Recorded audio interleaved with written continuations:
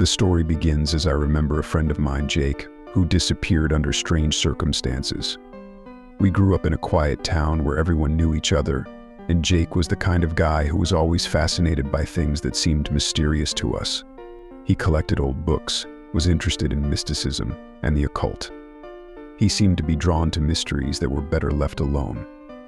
Shortly before he disappeared, Jake started talking about strange things, as if in jest. He told of night visions where he heard whispers, saw shadows outside the windows that disappeared when he looked. When asked, he only waved away, laughed, and said it was all just a play of imagination. But something had settled in the depths of his eyes, a shadow that would not rest.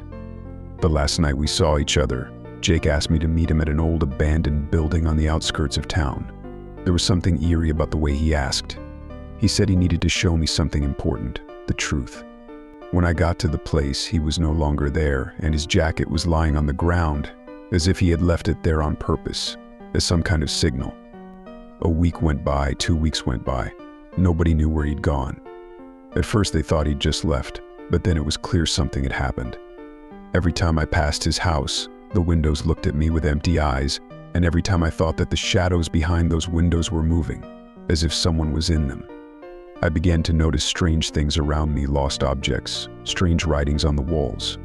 One time I received a letter with no return address, and only 2 words opened the door. At first I didn't understand what it meant, but soon I noticed an old, rusty door in an abandoned place. Something compelled me to go there. There was an oppressive silence in the air. I felt the hair on the back of my neck stand up. I didn't understand why, but it felt like Jake was on the other side. When I opened the door, I thought I could see his silhouette in the distance, in the thick darkness. His face was impossible to make out, but I knew it was him.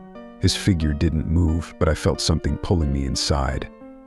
In that moment, I felt as if I were standing on the edge of something forbidden, something I wasn't supposed to know.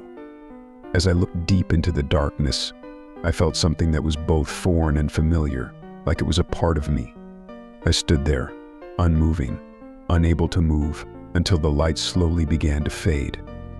Jake's figure disappeared, and the door slammed shut. I never saw him again after that, either in my dreams or in real life.